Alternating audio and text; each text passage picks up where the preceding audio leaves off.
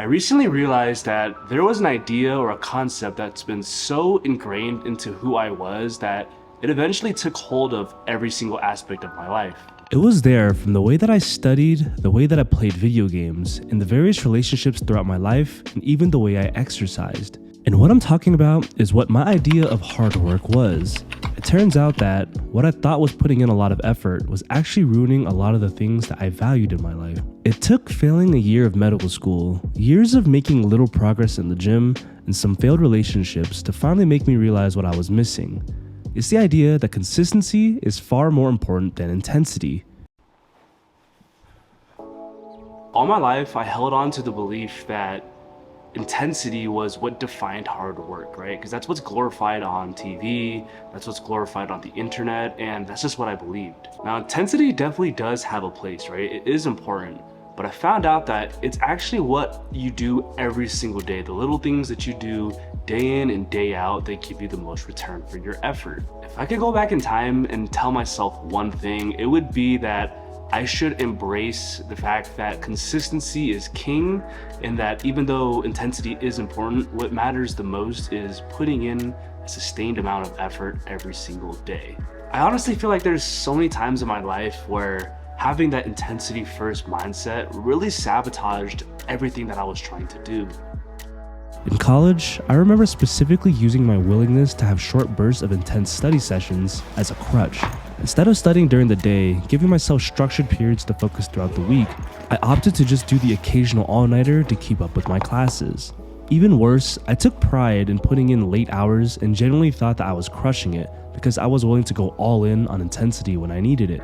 Fast forward to medical school now, and there's not a chance that I'd ever stay up all night just to cram for an exam. So it turns out that the best students aren't the ones that go really hard a couple days out of the week, staying up all night or whatever. It's the students that are giving sustained amounts of effort throughout the entire week that do the best. And it makes sense too. I mean, you're seeing the material more often, you're able to make those neural connections more often because you're actually being able to sleep in between study sessions. You're not just having one really long study session and not giving that information time to marinate.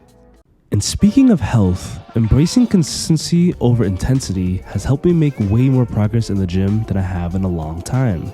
Before, my mission was to obliterate my muscles as much as possible with no care for recovery, eating as much junk as possible to maybe get bigger, and then crash diet in order to try and cut. All this really ended up doing was put my body under crazy amounts of stress because I would swing 20 to 30 pounds up or down on any given year. And I'll admit it, guys, this year I also lost 30 pounds, which is a lot, but it did take me about 9 months to lose that much weight. And after my marathon, I am trying to lose a little bit more weight. The goal is to get lean, get into a healthy body fat percentage. That way I can start working on sustainably and slowly putting on a little bit more size. Without all of that crashing and yo-yo dieting in the past, I probably would have made a lot more progress and be a lot farther ahead than I am now. But that actually leads me to my next point.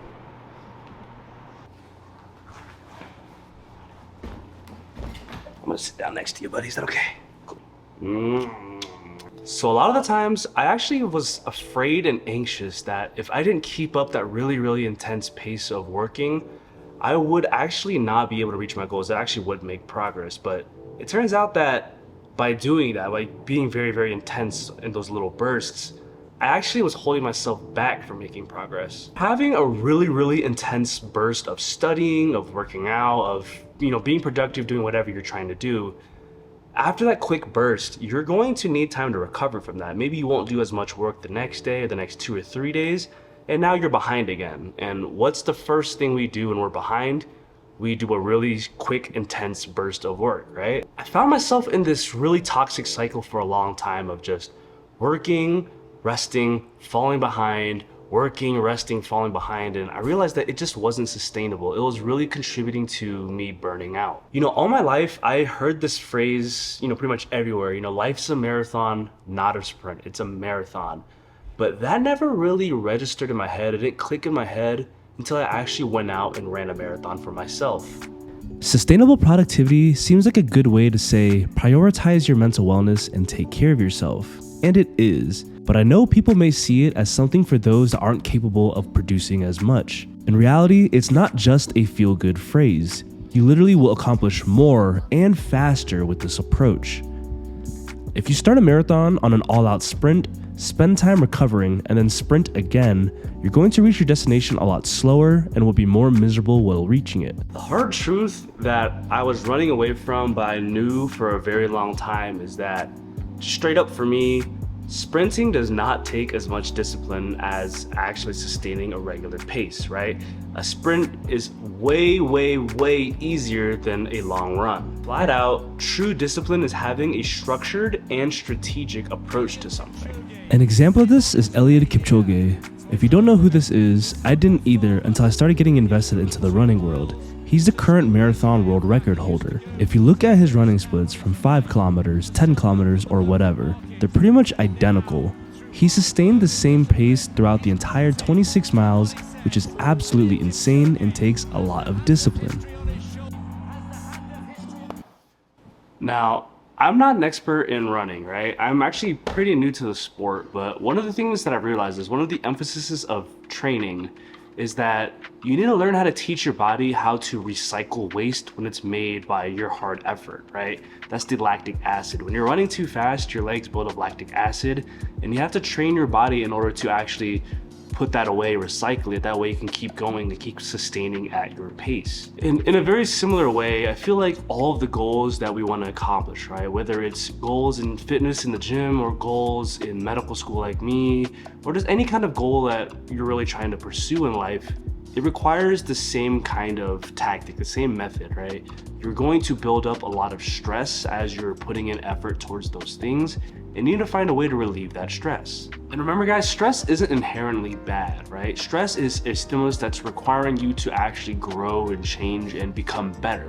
But too much stress, if you're going day in and day out without letting yourself relieve that stress, it's just gonna weigh you down, and eventually it's gonna get in the way of your progress, in the way of your mental wellness, and just stress you out, right? That's why people say stressed out. You just can't handle any more stress. During your day-to-day, during your week-to-week, month-to-month, right? As you build that up, you should find ways to insert little bits of fun, little bits of things that make you less stressed, make you more happy, makes you fulfilled as a person.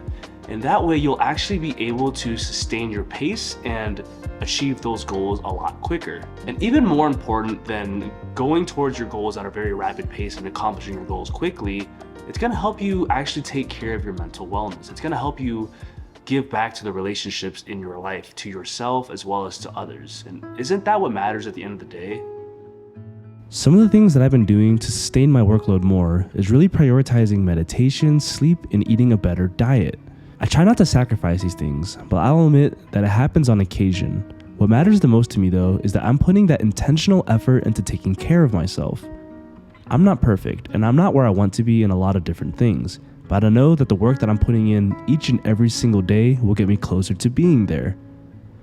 I'm focused on the journey, working as hard as I can while having as much fun as I can, all while figuring things out along the way. And that's the exciting part about life, right?